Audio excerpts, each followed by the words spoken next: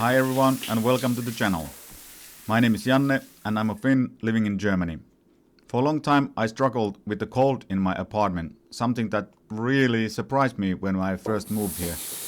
Maybe I'll make a separate video about these kind of differences between Finland and Germany in future, but for now let's focus on sauna.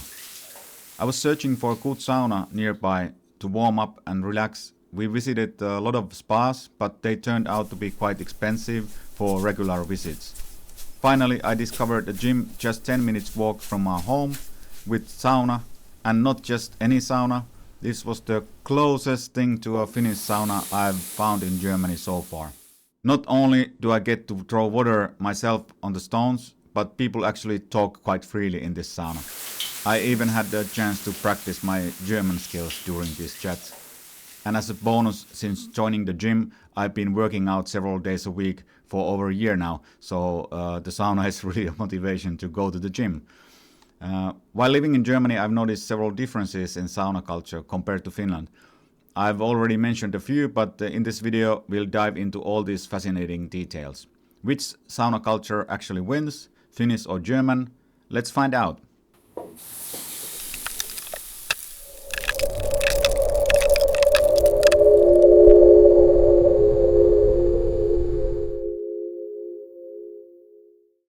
Our Sauna, a warm, steamy refuge that has been part of human history for centuries.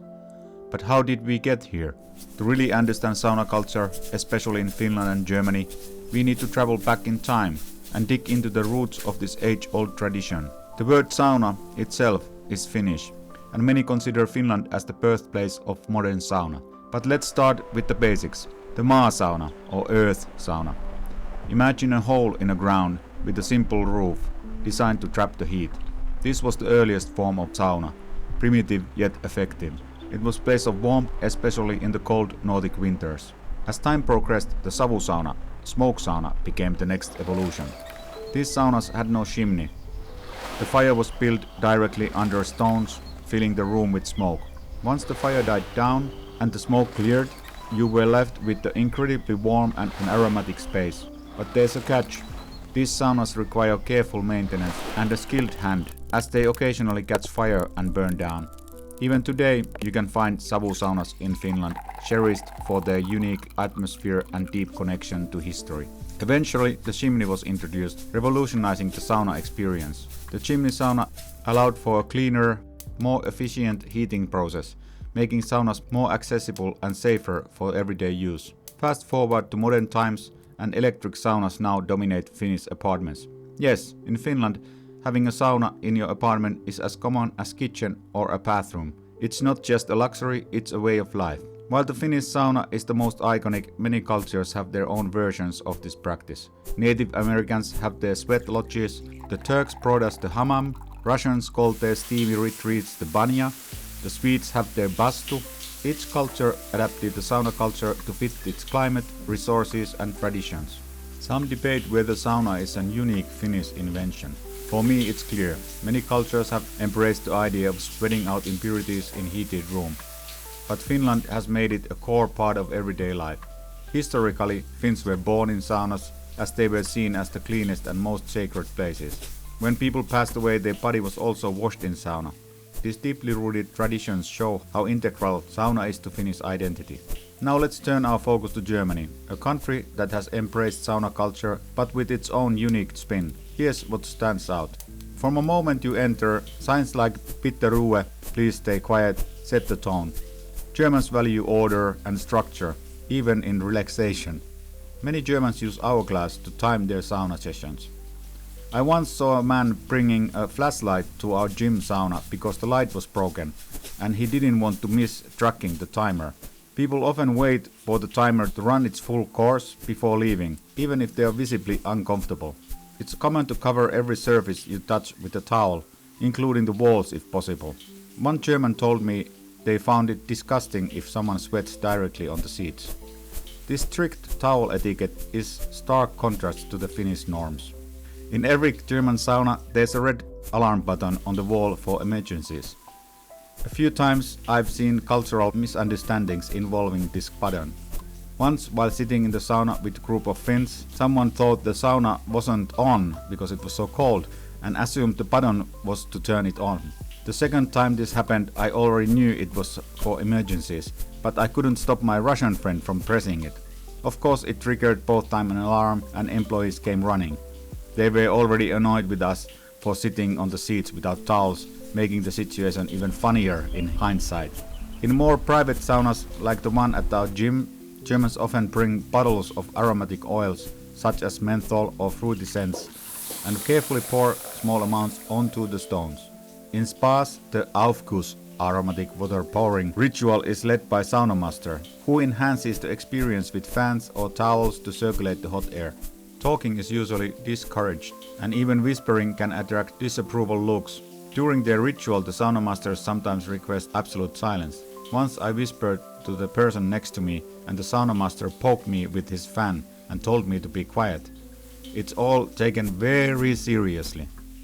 German spas boast a wide variety of saunas, from Finnish-styled saunas to themed options like treehouse saunas or those with TVs. These spas often have two distinct areas. One for families and kids, which is loud and action-packed with water slides and large swimming pools, and a separate, quieter sauna area. I always stick to the sauna side, which is calm and serene. One interesting and possibly shocking aspect for foreigners, especially for Americans, is that the people in the sauna areas are mostly nude. While robes are worn in the restaurant areas, most guests either wear open robes or go completely nude elsewhere. In the saunas themselves, total nudity is the norm, which can be quite surprising. While some saunas feature fireplaces for ambience, they are often not designed for water pouring, making them drier than traditional saunas. They do look very nice, and the sauna ovens they have are Finnish brands, but they are normal fireplaces, not sauna fireplaces. And they have a big glass windows, so the fire burning inside looks very nice, but they are not sauna ovens, so you can't pour water on them. In German saunas, ventilation is often managed informally by briefly popping the door open or using a towel to fan in fresh air. However, this method doesn't always provide enough airflow, and the air can feel stagnant after prolonged use. This can be a problem because lack of oxygen can make you tired. Post-sauna relaxation is an art in Germany, with dedicated rooms featuring reclining chairs for unwinding. I really like the spa culture. It's a fantastic way to spend an entire day moving from one sauna to another. You can get cold drinks, jump into a pool, do some sunbathing, and even have a dinner all in one place. This is something we don't really have in Finland, but it's incredibly common in Germany. These places complement the spa experience, which often includes pools, restaurants, and outdoor areas. Some parts of the German sauna culture confuse me, and I have seen some things that are just wrong to me. Once I had some German friends visiting me in Finland, and I offered them my new sauna. They assured me that they knew how sauna was done. Afterwards, I asked how they found the experience, and they complained that they got sweaty in the sauna. To my great surprise, I discovered that they had not gone to shower before or after the sauna. While living in Germany, I've also seen some Germans going to sauna totally dry.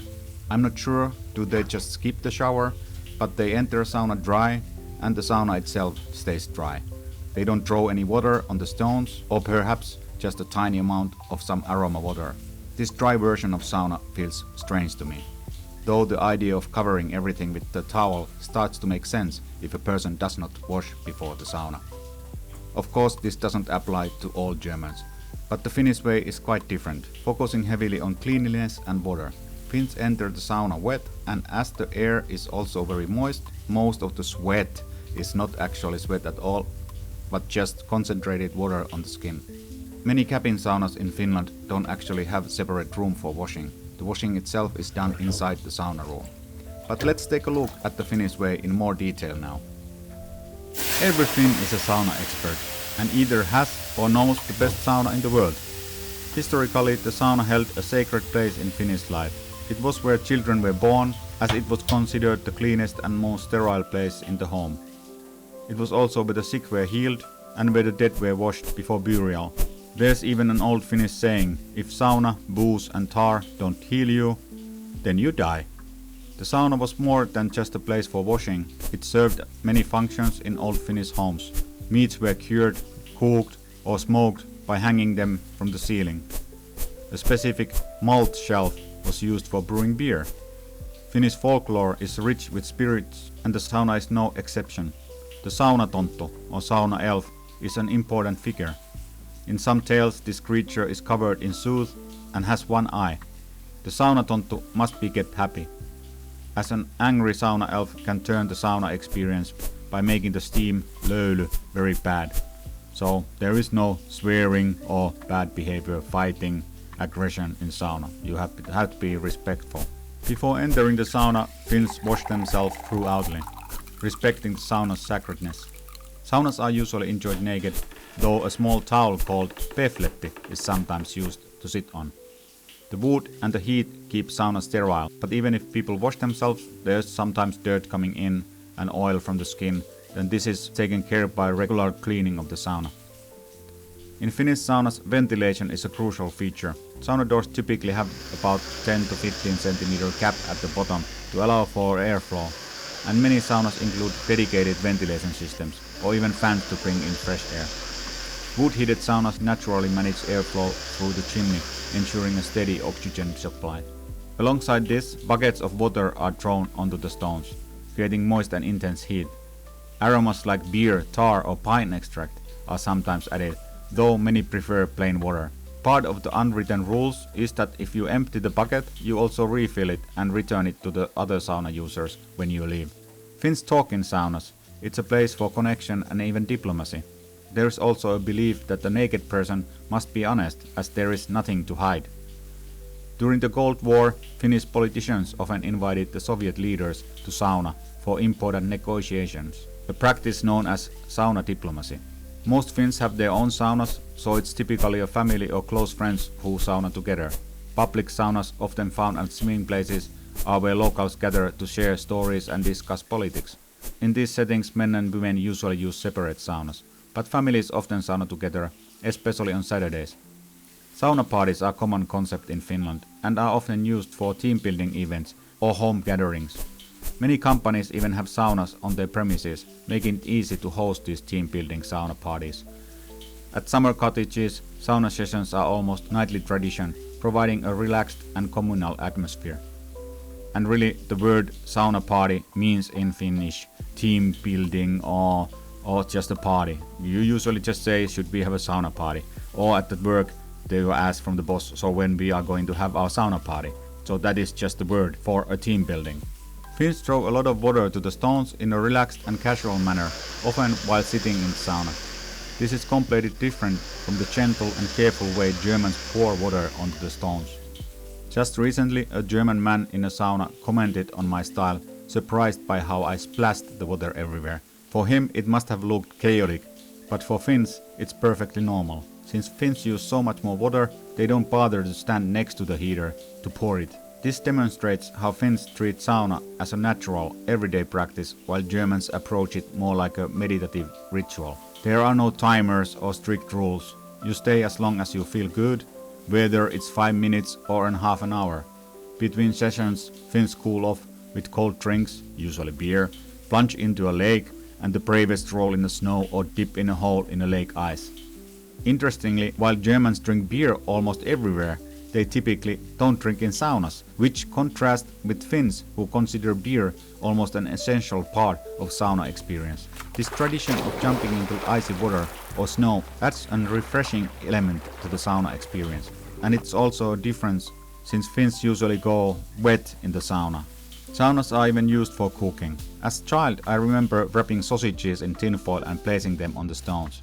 After the sauna session, we enjoy the sausages with mustard. Another specialty is the vihta or vasta, the bundle of birch branches with leaves, used to gently whip the body. This not only feels good but also adds moisture and fresh birch scent to the air. In winter these whisks are sold frozen in supermarket. You just thaw them and use them. They are only used once and can make a sauna a bit messy, but the experience is worth it. There is an eternal fight among Finns on the name of these things, vihta or vasta. Having experienced both sauna cultures, I've come to love each for its unique strengths. I'd love to see some elements of the German spa culture integrated into Finland, like the idea of spending an entire day at the relaxing faculty with different kinds of interesting saunas, pools, sunbathing areas and restaurants. At the same time, I think Germany could benefit from adapting some of the Finland's more casual and everyday approach to saunas, where relaxation and comfort take precedence over strict rules. Together, these two cultures showcase the versatility and universal appeal of sauna, providing that no matter the style, the core experience remains deeply restorative and enriching. So, which one is better? Which one wins? I really don't know. I like both. And when it comes to sauna, I think every person should make their own decision. There are no rules. The idea is to enjoy it. So do it in your style, in the heat you want. Choose what you want. Choose what you enjoy. I have personally built one sauna to my home. I have one sauna at my cabin and I'm planning to build a new sauna, which is more of an interesting project since I want to build it underground. But now join me to my sauna here at our retreat.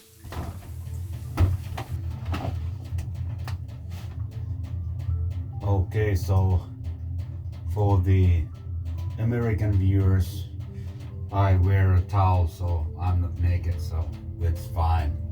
And for the German viewers, you actually throw some water in sauna, not just some spices. So it is supposed to be moist.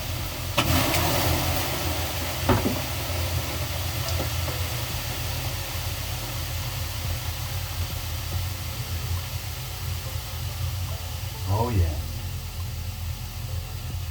this is life.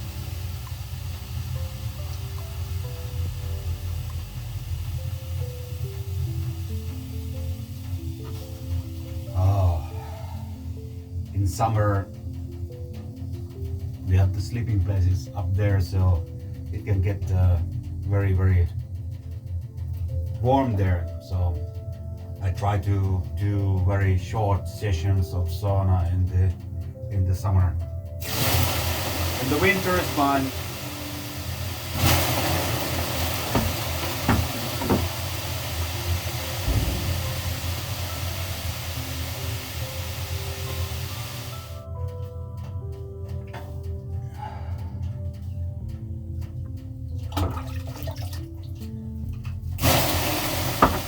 It's really stupid to wear a towel in the sauna.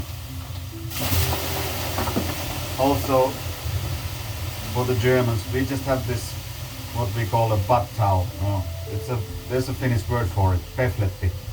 So, as a sauna culture, there's different words for different things we use in sauna, and this pefletti is the thing. Usually it's just for one person, and it fits just under your butt, and that's it. You don't need to cover the where your feet are or the wall or anything else like in Germany. Sauna is pretty sterile, and I do wash the sauna quite frequently, so at least once a year, and I come here maximum 10 times a year, so yeah, it is washed quite often compared to the usage, I mean.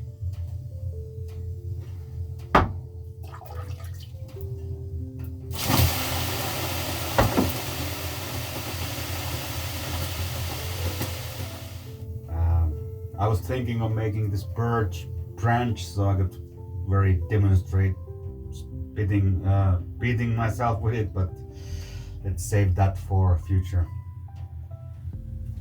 Aye, this feels good. Oh, I forgot.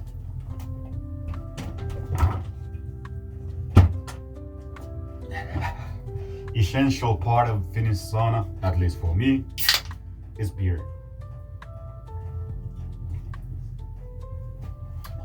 Of course, every Finn thinks they are sauna specialists, so don't take my word for it. We all know it best, and each one of us has the best sauna in the world. But what I like to do is so this depends on beer. Some of them, I hear they even smell like between your toes or something. But some beers, when you mix it with the water and put it there, it really smells nice. Let's see if this is one of the good tasting, smelling ones.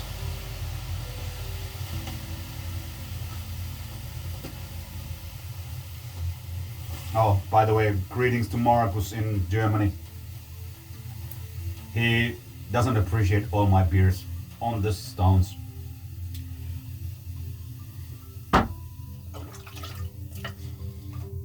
I think this smells pretty nice. So, that's it for the sauna experience. Cheers!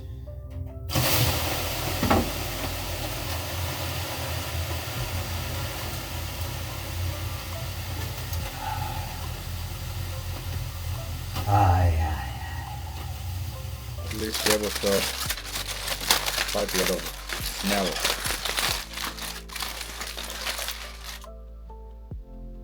Yes, it is hot.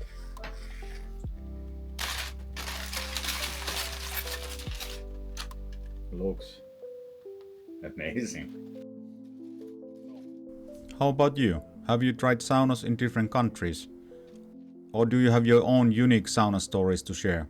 Whether it's funny cultural misunderstanding, a memorable experience, or just favorite sauna practice, I'd love to hear in the comments below. Let's celebrate the diverse and fascinating world of sauna culture together.